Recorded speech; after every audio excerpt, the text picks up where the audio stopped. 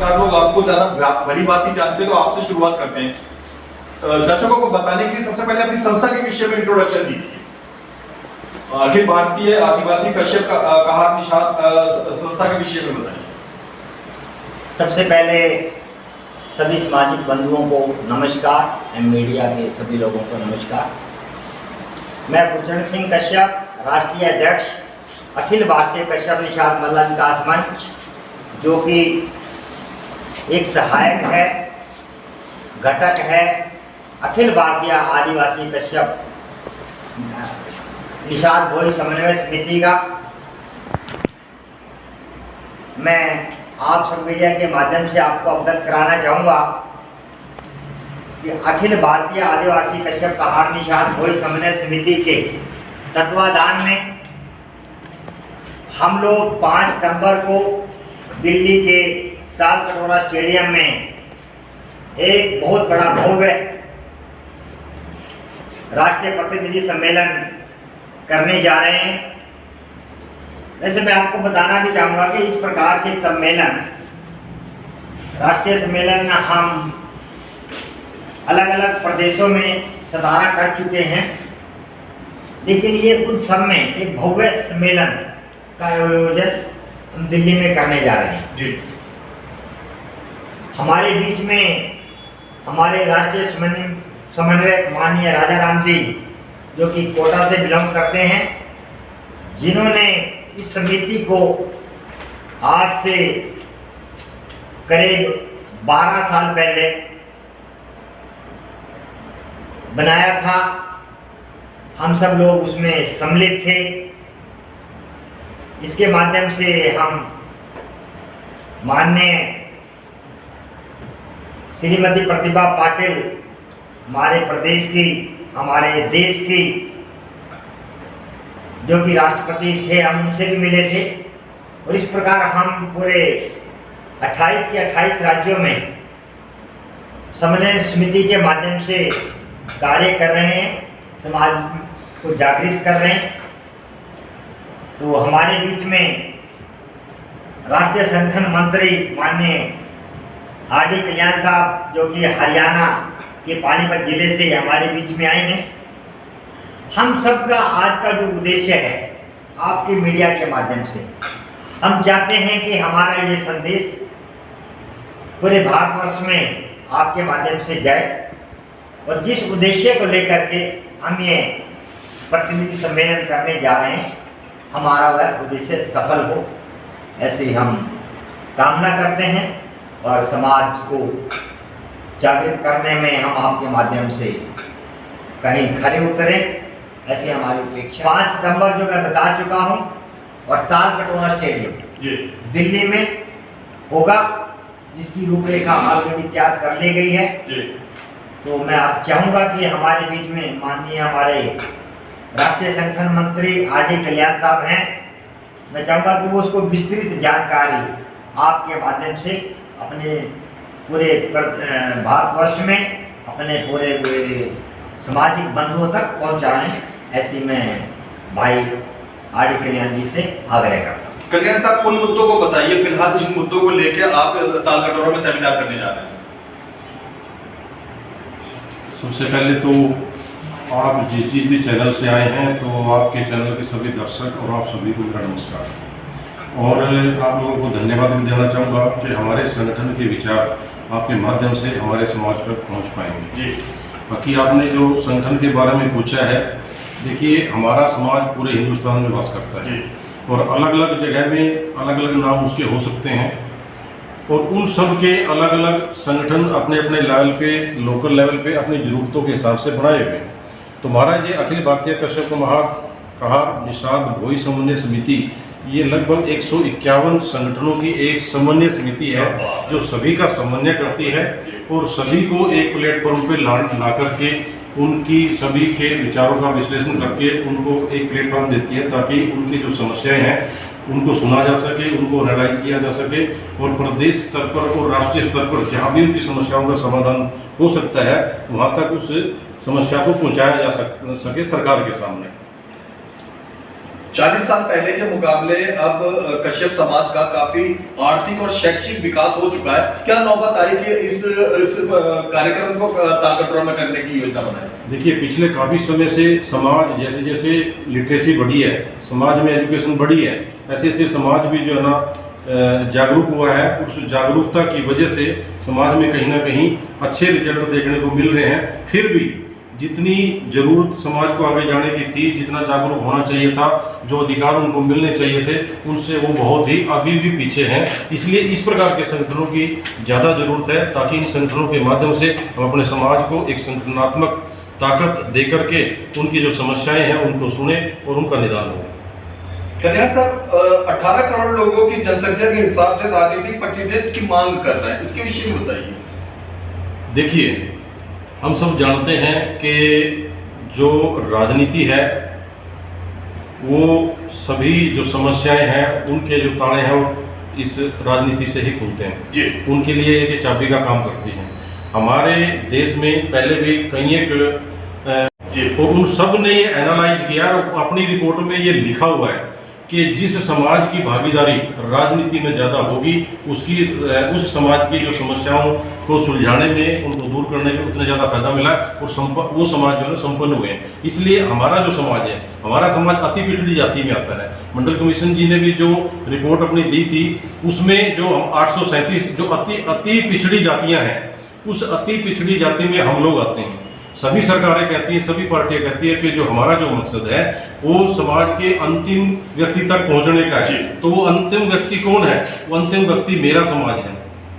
तो इसलिए हम ये चाहते हैं कि सरकार हम तक पहुंचे और हमारे अधिकारों की रक्षा हो। हमारे अधिकारों की रक्षा कब होगी? जब हमारे प्रतिनिधि सरकार में, चाहे वो लोकसभा हो, चाहे विधानसभा हो और चाहे वो राज्यसभा हो, जब तक हमारे रिप्रेजेंटेटिव चुन करके वहाँ नहीं जाएंगे तो हमारे अधिकारों की रक्षा करेगा कौन? इसलिए हम चाहते हैं कि ज़्यादा से ज़्यादा जनसंख्या के अनुपात में हमारे समाज का प्रतिनिधित्व वहाँ पे होना चाहिए। राजा राम जी, आपकी एक मांग है कि विकास बोर्ड की भी स्थापना की है, कश्यप समाज के हेतु विकास बोर्ड या आयोग की, इसके विषय में बताइए, इसकी क्या जरूरत पड़ रही है? एक्चुअली क्या है, जब भी सरकार और विपत्ति आती है जी, जैसे कोई आदमी मर गया जी, हमारे समाज को बुलाया जाता है, आप ढूंढिए जी, वो उसमें से पानी में से निकाल के लाता है। It means he strand. दूसरा, केरल इत्यादि में जहाँ भी डिजास्टर होता है वहाँ पर हमारे लोगों को नाव से बुलाया जाता है और रेस्क्यू किया जाता है और वहाँ पे एनडीआरएफ की तरह ये लोग काम करते हैं। हमारा ये कहना, जब हम ट्रेंड हैं तो उस एनडीआरएफ में हमारे लोग क्यों नहीं रखा जाता? आप जब विपत्ति का टाइम है तब तो हमारे को ट्रेंड मान रहे हो, रेस्क्यू करवा रहे हो, सब कुछ करवा रहे हो, और जब उस आदमी को रोजगार देने की बात आ रही है तब आप दूसरी संस्थाओं को दे रहे हैं। तो जो हमारा ट्रेडिशनल फिशरमैन का काम है वो उन्हीं को दिया जाए। हमने कमीशन के लिए कहा, इसलिए कहा है कि अगर मान लो उसके स्किल्ड होने में कुछ कमी है तो आप अपने लेवल पर ट्रेनिंग रखें और उसको जो कुछ कमी है उसको स्किल्ड करें। राजा राम जी, अब 40 साल के बाद में बहुत सारे मछुआरे समाज ने तो लगभग काम परिवर्तन ही कर दिया, दूसरे व्यवसाय में और अच्छी तरक्की भी कर रहे हैं। कितनी प्रतिशत अभी भी पुराना काम ही कर रहे होंगे? साहब, इस 18 करोड़ में कम से कम भी नहीं तो 10 करोड़ आदमी, अच्छा, कोस्ट लैंड के अंदर, समुद्र के दोनों साइड, इनलैंड, तालाब, नदी वगैरह में, ये जो 10 करोड़ आदमी हैं, ये आदमी काम करता है। और सरकार की नीतियों के कारण जो भी रही हो, इंटरनेशनल नेशनल में नहीं जानता, लेकिन 10 किलोमीटर तक ये लोग फिशिंग कर सकते हैं। उसके बाद अगर जाते हैं तो जो विदेशी संस्थाएं हैं वो उन पर गोलियां चलाती हैं, कहीं के भी। अच्छा, वो मल्टीनेशनल, अच्छा, वो मछुआरों को, हाँ, जी, जी, मल्टीनेशनल बॉर्डर कंपनी को उनका जी, बॉर्डर बनाया हुआ याद रखें, ठीक है। है। यहाँ पे तो जो सनसेट जी, होटल जैसी वो घटनाएं तो मेरे ख्याल से साल में 2-3 बार अखबार में छपती ही छपती हैं। तो किनारे पे भी हमें नहीं रखने दे रहे बोट ये, जी। और 10 किलोमीटर का आगे भी नहीं जाने दे रहे। जी। तो इनके जो रोजगार है वो पूरा प्रभावित है। आज की तारीख में प्रधानमंत्री मत्स्य संपदा योजना में 20,500 करोड़ रुपए दिया, लेकिन उसको ऐसा कर दिया चलनी में पानी भल्ला न लाएगा न गैर करेगा। आप देखिए, अभी इस आदमी के पास में कौन सी जमीन है जिसपे ये पहुंच बनाने के लिए पैसा देंगे? पहले जमीन दो ना जी, तभी तो कुछ करेगा। जी। आप तो कह रहे हो अनाज ले आओ, मैं आपको सब्सिडी डबल पैसा दे दूंगा, जी। कैसे दे दोगे आप? अब तो नीलामी सिस्टम, नया सिस्टम आ गया, यही मेरा जिसे आपके समाज के नहीं दूसरे समाज के लोग विजिट कर पाते हैं। अरे साहब, दूसरे समाज भी क्या है, बिल्कुल मतलब ये मान लीजिए कि क्या पॉलिसी क्या है सरकार की हमें समझ में नहीं आती है, लेकिन ये है कि जो आदमी वास्तव में ट्रेडिशनल था जी उसको बेरोजगार रोक जाती है। राष्ट्रीय आपदा राहत और जीवन रक्षक दलों के गठन के बारे में आपने मांग कर रही है, सरकार से करेंगे जाके, इसके विषय में बताइए।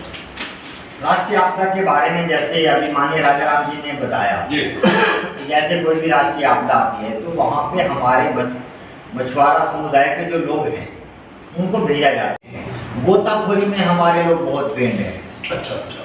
तो इसीलिए वो राष्ट्रीय आपदा जब कहीं पे आती है तो वो फिर मछुआ समुदाय के लोगों को ढूंढते क्या हैं। बात है, बहुत बढ़िया। आपको शायद याद होगा कि पीछे दिल्ली में ही यमुना में जी बच्चे डूबे थे हाँ जी। और हमारे समाज के ही लोगों ने जी हाँ, उनको मछुआरों ने बचाया। उनकी जान बचाई थी, ठीक जी है। हाँ, हाँ, जी हाँ। हाँ, ना, क्योंकि हमारे समुदाय के लोग ट्रेंड हैं, अच्छा तैराकी में भी हैं, तो राष्ट्रीय आपदा में हमारा अहम रोल है और कहीं भी आपदा आती है तो हमारे लोग आगे बढ़ जाकर उसमें हिस्सा लेते हैं। 1936, 1949, 1950 के पूर्व गजट में उपलब्ध संवैधानिक दर्जा प्रदान करने वाली स्थिति को राजा राम जी सर स्पष्ट करिए। कोई भी देखिए, हमारे जो समाज की जितनी भी सबकास्ट हैं आज की डेट में, तो 1936, 1949 और 1950 के जो गजट नोटिफिकेशन में उनको संवैधानिक दर्जा एससी का था जी, लेकिन उसके बाद से कि कैसे वो मिस्टेक से हुई या जानबूझ के हुई, वो उस जो शेड्यूल था, जो एससी वाला शेड्यूल है, उनसे उनको बाहर कर दिया गया, ओबीसी में कर दिया। ओबीसी में कर दिया। अच्छा, जबकि ये सारे प्रमाण हैं और उसके हमारे पास सारे कागज भी हैं। इनके गजट 1936 से 1950 तक ऐसे ही 1950 तक भी जी। हैं। उन्होंने गलती क्या करी, जैसे कोई एक कास्ट है, उसकी जो सब कास्ट है, जी। तो एक कास्ट को तो रख लिया, उसकी जो सब कास्ट थी, जो डिफाइंड ऑलरेडी संविधान में डिफाइंड है, इसमें गजट नोटिफिकेशन में डिफाइंड है कि इस कास्ट की जो सब कास्ट है, उसकी जो पर्याय बाकी जो जातियां हैं, वो ये जातियां हैं, तो उन जातियों को शेड्यूल कास्ट से बाहर कर दिया गया है। तो हमारी वो मांग है कि जो हमारा संवैधानिक दर्जा हमारा ऑलरेडी मिला हुआ था और पहले की जनगणनाओं में हम उसमें थे हम, तो उससे हमारे को बाहर कर दिया गया, तो वो जो संवैधानिक दर्जा है, ये पूरा भारतवर्ष का जो हमारा कशर जो समाज का जो कार्यक्रम है, उसमें हर राज्य से जो युवा साथी हैं, जो वरिष्ठ हैं, जो प्रतिनिधि हैं, वो सम्मेलन में अधिक से अधिक पहुंचेंगे। और इसलिए हम पूरे जो हमारे जो दर्शक हैं, जो हमारे समाज के लोग हैं, इस वीडियो को देख रहे हैं, तो कृपया ज़्यादा से ज़्यादा शेयर करें ताकि ज़्यादा से ज़्यादा ये जानकारी उन लोगों तक पहुंचे, ताकि वो ज़्यादा से ज़्यादा इस कार्यक्रम में दिल्ली प्रदेश में पहुंचे। मैं ये बड़ा क्लियरली कह रहा हूँ कि हमें कोई अलग से आरक्षण नहीं चाहिए जी, हमें जो ऑलरेडी नोटिफाइड किया हुआ है सब कास्टों को जी। 1936 से 1949 हाँ जी हाँ जी हाँ जी, तो उन्हीं कास्ट के उसकी जो उपजातियां हैं उन्हीं के द्वारा नोटिफाइड को लिस्ट में लेकर के उनको उसका लाभ मिले, ऐसी हमारी सरकार से मांग है। मैं आपके माध्यम से ये बात क्लियर करना चाहूँगा और आपसे भी चाहूँगा कि आप इस बात को हाईलाइट करें कि हम अलग से कोई आरक्षण नहीं मांग रहे जी। हमारा जहाँ ऑलरेडी आरक्षण है उसकी जो उपजातियां हैं, सब कास्ट हैं, उनको उसी में नोटिफाइड कर दिया जाए। विभिन्न राज्यों में स्थिति अलग अलग है कश्यप समाज की, सभी जगह एससी के दर्जे की डिमांड है पूरे भारत में। यस, मैं आपको दिल्ली की ही बताना चाहूँगा। दिल्ली में हमारा समुदाय जी मल्लाह जी, अगर लिखता है तो एससी में आता है। अच्छा, अगर जीवार दीवार कश्यप कश्यप लिखते हैं तो वो ओबीसी में आ जाता है।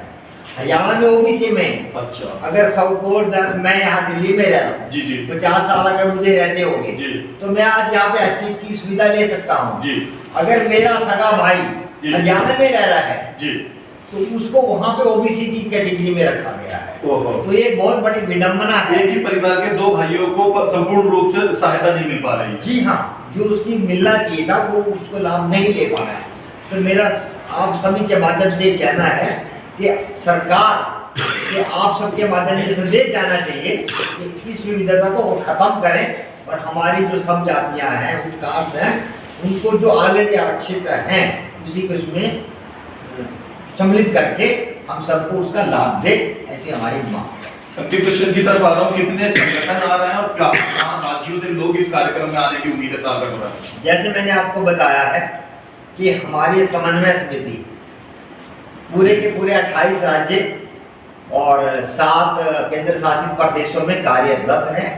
हमारा पूरा प्रयास है कि हमारे सभी प्रदेशों से लोग यहाँ पे आएंगे। 151 संगठनों के अध्यक्ष 151 संगठनों से भी अब तो ज़्यादा हो चुके हैं बल्कि, गुड गुड। जो हमारे रिकॉर्ड में अभी वो इससे भी ज़्यादा हो चुके हैं।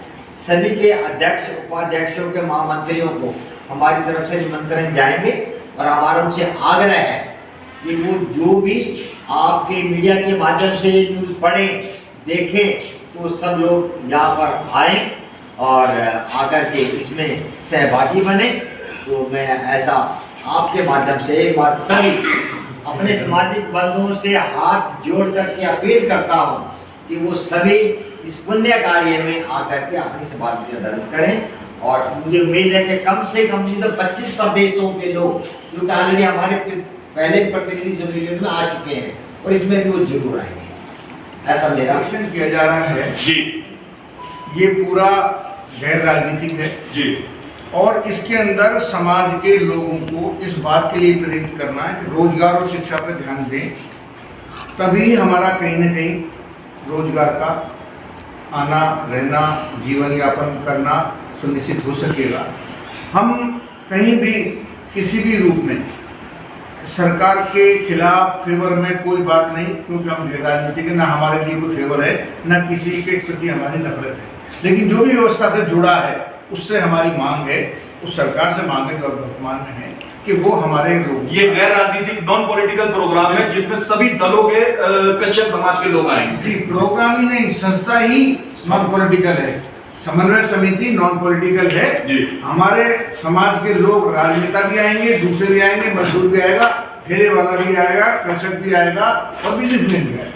ये समाज के विकास के लिए कार्यक्रम किया जा रहा है, इसका राजनीति से कोई लेना देना नहीं। हमारे समाज के लोगों को प्रेरित करके उनको जागृत करना, उनको धंधों के बारे में इत्यादि के बारे में बताना और अपने अधिकार और शिक्षा के बारे में उनको ज्ञान देना, यही हमारा इसका मूल लक्ष्य है।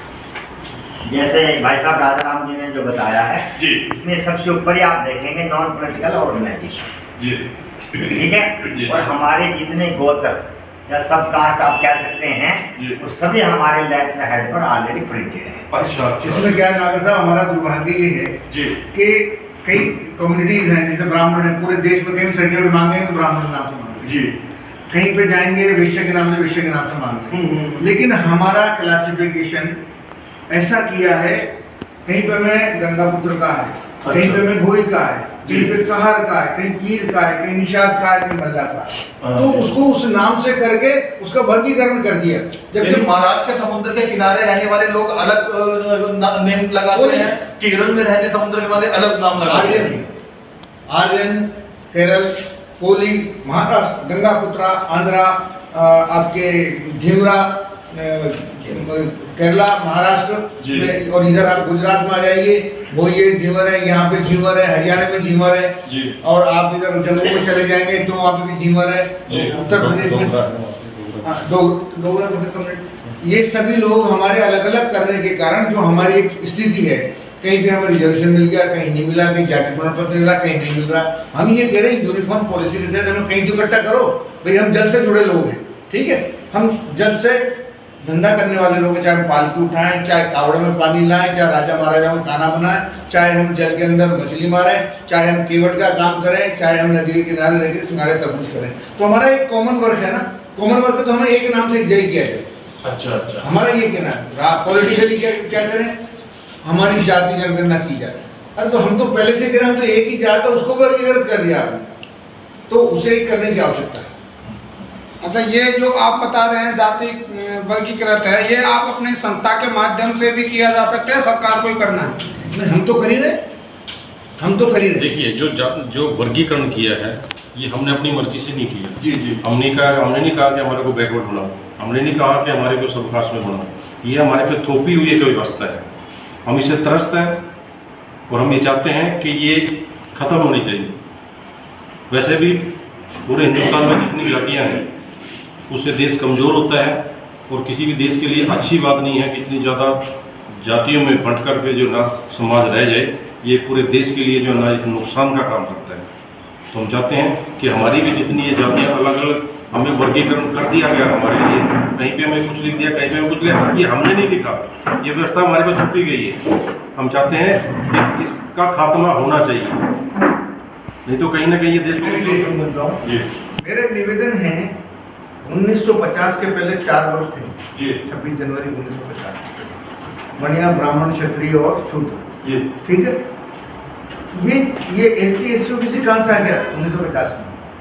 कौन से वेद में, कौन से पुराण में, कौन से गीता में, किस भागवत? आज वास्तव में जो बेचारा वंचित समाज है उसको देना चाहिए, कर रही सरकार, इसमें कोई दोहरा नहीं, लेकिन जितना बैकलॉग है, जिन लोगों को देना चाहिए वहां तक लाभ नहीं जा रहा। सरकार को हम सीधी सीधी मांग करते हैं, जो बिल्कुल गरा नीचे का तबका है उसके ऊपर देखे, ध्यान दे। ये नहीं कि जो एक बार लिस्ट में बन गया, ऑफिस में जा रहे तो आदमी ने उल्टा सीधा जवाब दे दिया, उसको दिल्ली में। आज भी लॉर्ड मैकाले जिसने ये क्लैरिकल सिस्टम चलाया था, उसी प्रथा पे बैठा हुआ आदमी लॉर्ड मैकाले की तरह करता है। हाँ कहिए आप कहाँ से आए, कल आइए, साथ नहीं है, परसों आइए, बगल वाला नहीं। कम से कम सरकार एक ये तो सुनिश्चित करे कि एक वृद्ध आदमी को या गरीब आदमी को, यतीम आदमी को जाने पर रेस्पॉन्स मिले। गुलशन जी, अगला सवाल आपसे पूछना चाहूंगा, आमतौर पे मीडिया वाले या सरकारी अधिकारी जिन कश्यप समाज के लोगों से मिलते हैं वो आप जैसे खाते पीते हैं खानदान के और अच्छे ऊंचे दर्जे के होते हैं, क्या कश्यप समाज में लोग अभी भी दुर्बल दशा में जी रहे हैं? देखिए, सवाल तो आपका काफ़ी अहमियत रखता है, और खाते पीते का मतलब कुछ चंद लोग जिन्होंने अपने व्यापार वगैरह सेटल कर लिए हैं वो आज भी अच्छी पोजीशन में हैं, लेकिन ज़्यादातर मैं तो ये कहूँगा कि 90% अच्छा। आज भी जो बिल्कुल बैकवर्ड एरिया में रहते हैं उनकी हालत बिल्कुल खस्ता है। समुद्र और नदी के किनारे पेशा करने वाले नदी के किनारे आप मतलब इतना लज्जित सा एक शब्द भी है कि हमारे समाज की महिलाओं की इतनी दुर्दशा है, एक ही साड़ी पहनती है उसी में अपना पूरा तन छुपाती है, कई बार अपने बच्चे को भी उसी में छुपाती है, यहाँ तक की हालत भी है हमारे समाज में। तो हमारे खासकर उनकी भी चिंता है जो समुद्र के किनारे पे रहने वाली है, जो दिन भर मछली बेचती हैं, शाम को अपना बच्चों को गुजारा करती हैं। ठीक है, हम ठीक है दिल्ली में बस रहे हैं, हमारा कारोबार कुल मिला के अपना ठीक सही चल रहा है, और भी है ऐसे सब, लेकिन हमें चिंता सिर्फ उन लोगों की करनी है जो अंतिम पंक्ति के लोग, जो पैसा, बस हम इससे ज्यादा धन्यवाद और क्या कहेंगे।